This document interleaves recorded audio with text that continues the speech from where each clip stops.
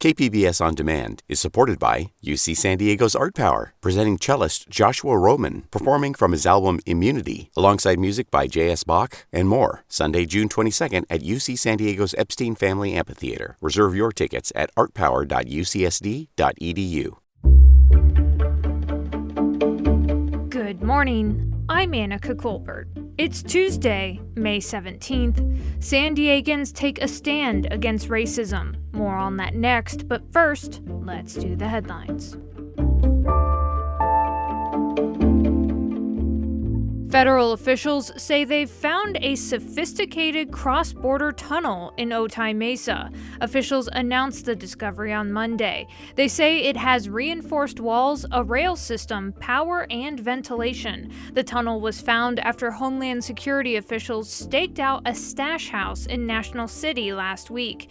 6 people were arraigned Monday afternoon at the federal courthouse in downtown San Diego on drug trafficking charges.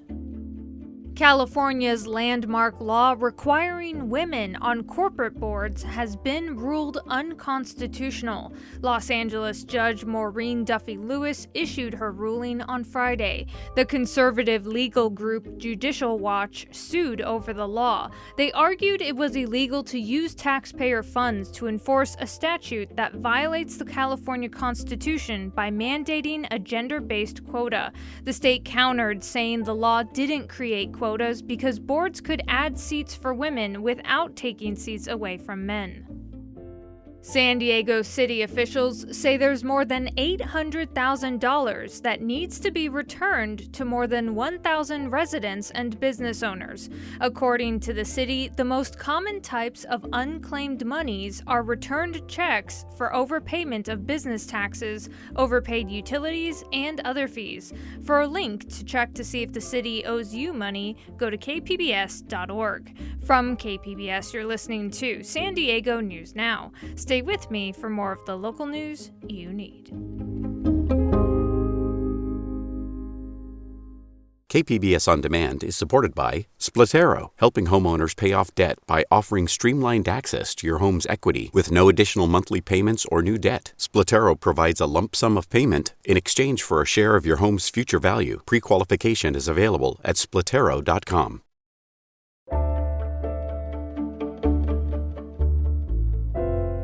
Local violence prevention groups held a vigil and a protest at Balboa Park last night to stand up against hate and gun violence.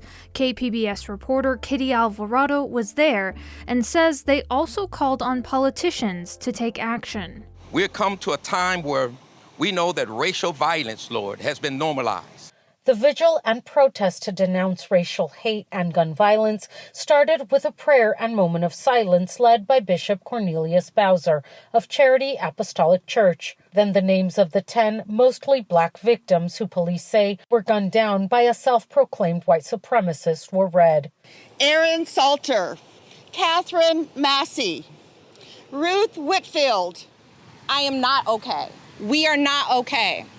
Eremique Glass Blake, a representative of the Black Political Association of California, San Diego, spoke of the pain and trauma the Buffalo shooting has caused the Black community and calls for action by politicians who have yet to fulfill promises. Today is a day of reckoning. Today I say no more.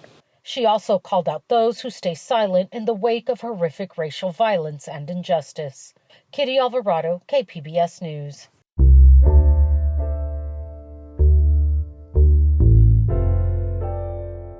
Abortion rights advocates say they're focusing on the upcoming elections in the wake of the leaked draft opinion that signals Roe v. Wade will be overturned.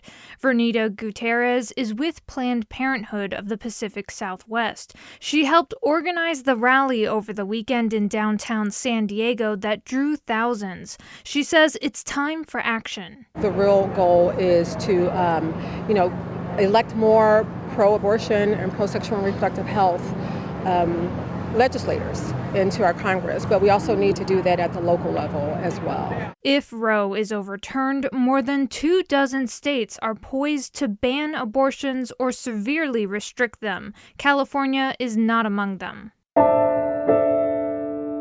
The LGBT Community Center in Hillcrest has reopened its doors after being shut down for 2 years because of the pandemic. KPBS reporter MG Perez has more.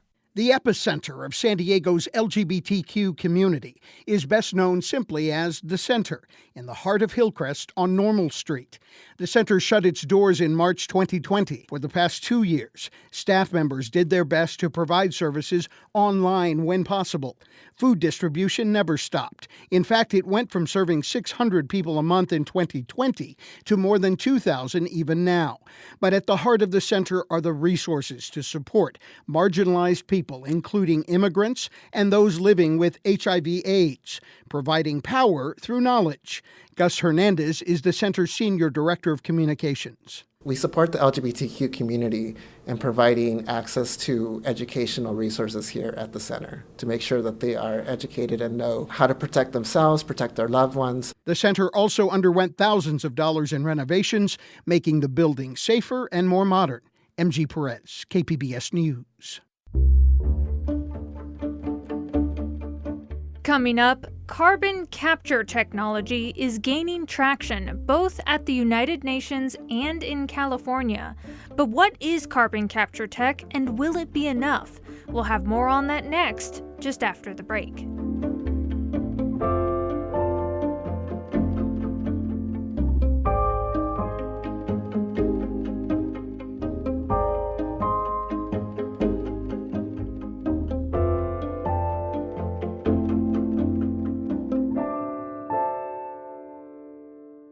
KPBS On Demand is supported by Latino Legacy Foundation, presenting their Storyteller series, Reach for the Stars with Ellen Ochoa, the first Latina astronaut. Welcome Serenade by the all-female mariachi Amapolas, Sunday, June 29th. More at latinolegacyfoundation.org.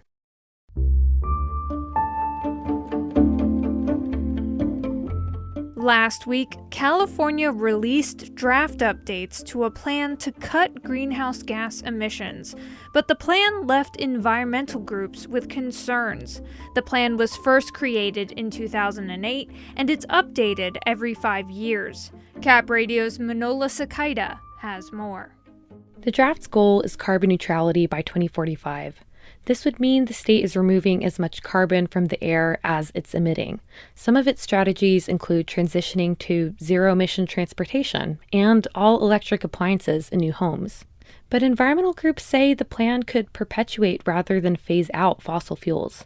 They've criticized its reliance on carbon-capturing technologies and a cap-and-trade program. They're framing it as like, this is a super ambitious and equity-based plan, right? But it's not. That's Catherine Garupa-White. She's the executive director of the Central Valley Air Quality Coalition and is a member of the Environmental Justice Advisory Committee for the plan. It's business as usual, and it's not equity-oriented. It's oriented towards polluting industries and perpetuating what we've already been doing. The draft is in the midst of a 45-day comment period. The plan will likely be approved in the fall. In Sacramento, I'm Manola Sakaida. As you just heard, carbon capture is a major player in California's plans for cutting emissions, and not everyone is convinced it's going to help the way it's supposed to. But what is carbon capture technology, and how does it work? David Victor is a professor of innovation and public policy at UC San Diego. He spoke to KPBS Midday Edition host Maureen Cavanaugh. Here's that interview. Is this embrace of carbon capture by the IPCC and other climate scientists an admission that we are failing in the effort to reduce greenhouse gas emissions? Yeah, I think it's an admission that the first thing you have to do is cut emissions. And we've just waited too long to do that. Emissions right now are going up about 1.3% per year. That's not as fast as they were going up the previous decade, which is about 2.3% per year. But if we're going to stop global warming, that rise needs to be turned around, and we need to almost eliminate emissions from the atmosphere entirely.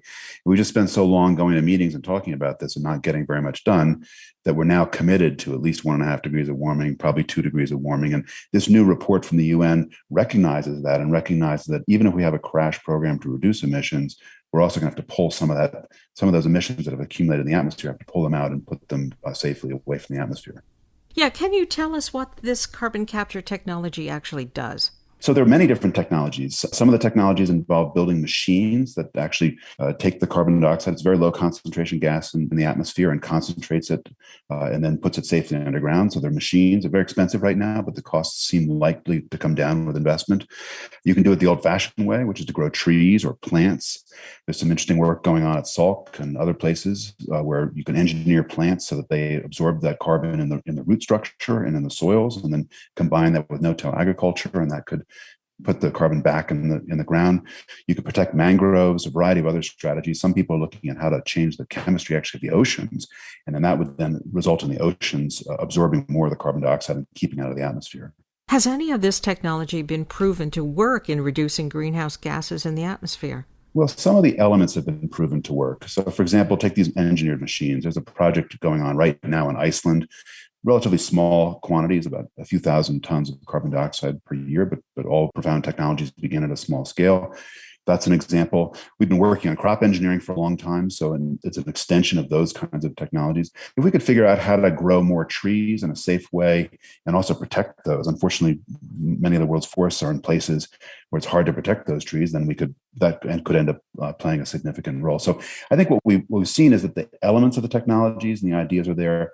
What really has been missing is attention to which of these options can really scale up and have a big impact. That's the research that we do at UC San Diego, is how does the system as a whole operate, and how quickly could you move from having nascent technologies like these projects in Iceland to something that would have a profound impact on the entire climate. Right, because wouldn't carbon capture have to be deployed on a massive scale to make an impact? Yeah, it would have to be a truly massive scale. I mean, we're talking about billions of tons of carbon dioxide per year. Current emissions are about 55 billion tons of all greenhouse gases. This project in Iceland is a few thousand tons. So it gives you some sense of the complete disconnect in scale.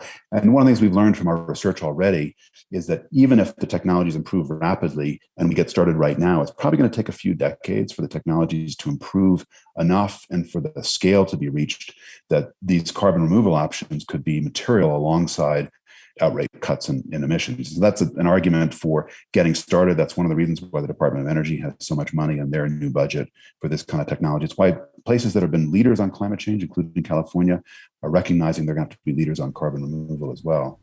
Now, critics say that this emphasis on carbon capture allows the fossil fuel industry to keep going when our efforts should be focused on clean energy. What do you think about that? I think that if you focus your efforts on clean energy and do a serious job there, you still have the reality that it's emissions from the entire planet that affect global warming.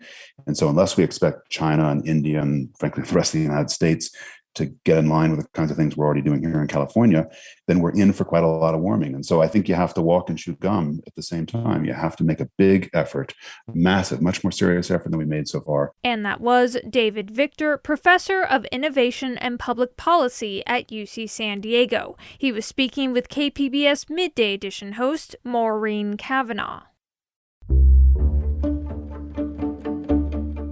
And that's it for the podcast today. As always, you can find more San Diego news online at kpbs.org. I'm Annika Colbert. Thanks for listening and have a great day.